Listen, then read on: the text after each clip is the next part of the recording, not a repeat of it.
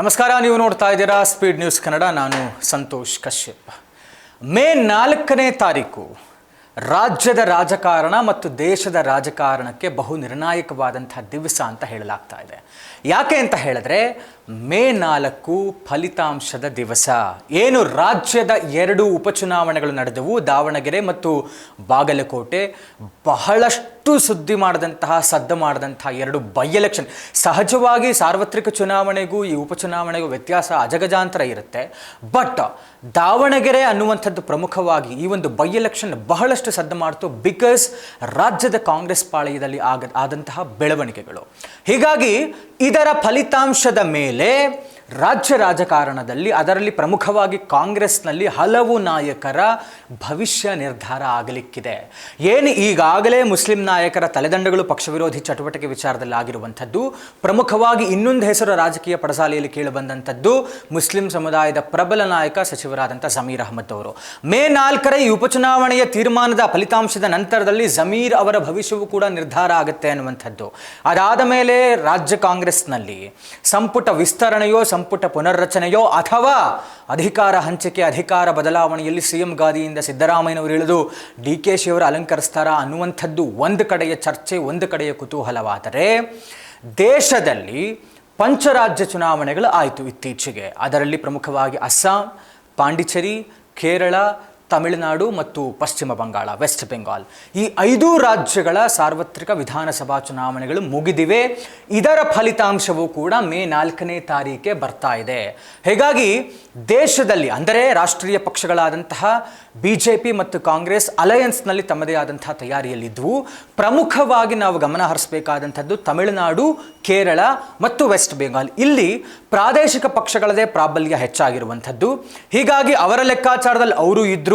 ಆಡಳಿತ ವಿರೋಧಿ ಅಲೆಯಲ್ಲಿ ಇವರು ಏನು ಹೇಳಿದ್ರು, ಸರ್ಕಾರಗಳ ವಿರುದ್ಧ ಇವರು ಮುಗಿಬಿದ್ರು, ವಾಗ್ದಾಳಿಗಳು ನಡೆದವು, ಪ್ರಚಾರಗಳು, ಬಿರುಸಿನ ಪ್ರಚಾರ, ಒಂದು ಕಡೆ ರ್ಯಾಲಿಗಳು, ಒಂದು ಕಡೆ ಮಾತುಗಳು, ಪ್ರತಿರೋಧಗಳು, ಪರ ವಿರೋಧಗಳು ಎಲ್ಲವೂ ಇತ್ತು. ಹೀಗಾಗಿ ಈ ಬಾರಿ ಪಂಚರಾಜ್ಯಗಳ ಮತದಾರರು ಯಾರ ಕೈ ಹಿಡಿದಿದ್ದಾರೆ, ರಾಜ್ಯದ ಚುಕ್ಕಾಣಿ ಯಾರ ಪಾಲಾಗುತ್ತೆ ಅನ್ನುವಂಥ ಕುತೂಹಲಕ್ಕೆ ತೆರೆ ಬೀಳುವಂಥದ್ದು ಮೇ 4ನೇ ತಾರೀಕು.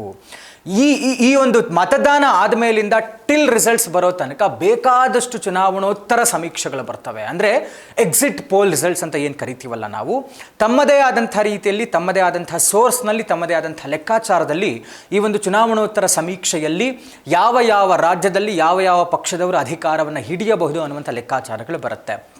ಬಟ್ ಪ್ರಮುಖವಾಗಿ ಪ್ರತಿ ಬಾರಿಯೂ ಕೂಡ ಕ್ಲೋಸ್ ಮಾರ್ಜಿನಲ್ಲಿ ಅಬ್ಸಲ್ಯೂಟ್ ಆ್ಯಂಡ್ ಆ್ಯಪ್ಟ್ ರಿಸಲ್ಟ್ಸ್ ಕೊಡುವಂಥದ್ದು ಸಟ್ಟಾ ಬಜಾರ್ ಅನ್ನುವಂಥ ಒಂದು ಸಮೀಕ್ಷೆ ಇದೆ. ಅವರು ಕೊಡುವಂಥ ಸಮೀಕ್ಷೆ ಮೇಲೆ ಬಹಳಷ್ಟು ಅದು ಏನು ಹೇಳ್ತಾರೆ, ನಿಜ ಆಗಿದ ಉದಾಹರಣೆಗಳು, ಪ್ರಸಂಗಗಳು ಬೇಕಾದಷ್ಟಿದ್ದಾವೆ. ಈ ಬಾರಿಯ ಸಟ್ಟಾ ಬಜಾರ್ ಚುನಾವಣೋತ್ತರ ಸಮೀಕ್ಷೆ ಅಂದರೆ ಎಕ್ಸಿಟ್ ಪೋಲ್ ರಿಸಲ್ಟ್ಸ್ ಹೇಳ್ತಾ ಇರುವಂಥದ್ದು ಆಶ್ಚರ್ಯ ಅನಿಸಿದ್ರು ಕೂಡ, 5 ರಾಜ್ಯಗಳಲ್ಲಿ ಏನು ರೂಲಿಂಗ್ ಗವರ್ನಮೆಂಟ್ ಇದೆ ಈಗ ಪ್ರೆಸೆಂಟ್ಲಿ, ಅದೇ ಸರ್ಕಾರಗಳು ಮತ್ತೆ ಮರುಕಳಿಸುತ್ತವೆ, ಮತ್ತೆ ಪುನಃ ಅಧಿಕಾರಕ್ಕೆ ಬರುತ್ತೆ ಅಂತ ಸಟ್ಟಾ ಬಜಾರ್ ಚುನಾವಣೋತ್ತರ ಸಮೀಕ್ಷೆ ಹೇಳ್ತಾ ಇದ್ದಾರೆ. ಅಂದರೆ ಎಕ್ಸೆಪ್ಟ್ ಅಸ್ಸಾಂನಲ್ಲಿ ಈಗ BJP ಏನು ಅಧಿಕಾರಕ್ಕಿದೆ, ಅಸ್ಸಾಂನ ಹೊರತು BJP ಬರುವಂಥದ್ದು ಬಿಟ್ಟರೆ ಇನ್ನುಳಿದಂತಹ 3 ಕಡೆ, ಪ್ರಮುಖವಾಗಿ ತಮಿಳುನಾಡಿನಲ್ಲಿ DMKನೇ ಬರುತ್ತೆ ರೂಲಿಂಗ್ ಪಾರ್ಟಿ, ಕೇರಳದಲ್ಲಿ ಅದೇ ಕಮ್ಯುನಿಸ್ಟ್ ಪಕ್ಷವೇ ರೂಲಿಂಗ್ ಪಾರ್ಟಿಯಾಗಿ ಬರುತ್ತೆ, ಮತ್ತೊಂದೆಡೆ ವೆಸ್ಟ್ ಬೆಂಗಾಲ್ ಇದೇ ತೃಣಮೂಲ ಕಾಂಗ್ರೆಸ್, ಮಮತಾ ಬ್ಯಾನರ್ಜಿ ಕಷ್ಟಪಟ್ಟಾದರೂ ಕ್ಲೋಸ್ ಮಾರ್ಜಿನಲ್ಲಿ ಅಧಿಕಾರಕ್ಕೆ ಬರ್ತಾರೆ ಅಂತ. ಯಾಕೆಂತಂದರೆ ಮಮತಾ ಬ್ಯಾನರ್ಜಿ ಅವರ ವಿಚಾರದಲ್ಲಿ ತುಂಬ ಆಡಳಿತ ವಿರೋಧಿ ಅಲೆ ಎದ್ದಿತ್ತು, ಒಂದು ರೀತಿಯಾದಂಥ ಹಿಂಸಾಚಾರಗಳು. ಇನ್ನೂ ಕೂಡ ಮತದಾನದ ದಿವಸವೂ ಕೂಡ BJP ಅಭ್ಯರ್ಥಿಗೆ ಅವರನ್ನು ಹೊಡೆಯಲಾಗಿತ್ತು, ಒಂದು ರೀತಿಯಲ್ಲಿ ಹಿಂಸಾಚಾರ ಹೆಚ್ಚಾಗಿತ್ತು. ಇದೇ ವಿಚಾರವಾಗಿ ಖುದ್ದು ಗೃಹ ಸಚಿವರಾದಂಥ ಅಮಿತ್ ಶಾ ಅವರು BJPಯ ಘಟಾನುಘಟಿ ನಾಯಕರು ಮೊಕ್ಕಾಂ ಹೂಡಿದ್ರು ಇದೇ ವೆಸ್ಟ್ ಬೆಂಗಾಲ್ನಲ್ಲಿ. ಬೇರುಸಿನ ಪ್ರಚಾರ,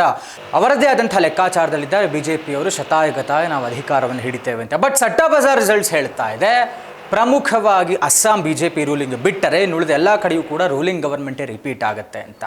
ಇದೆಲ್ಲದಕ್ಕೂ ತೆರೆ ಬೀಳುವಂಥದ್ದು ಮೇ 4ನೇ ತಾರೀಕು. ಯಾವ ರಾಜ್ಯಗಳು ಯಾರ ಪಾಲಾಗುತ್ತೆ ಅನ್ನುವಂಥದ್ದನ್ನು ನಾವು ಕಾದು ನೋಡಬೇಕಾಗಿದೆ.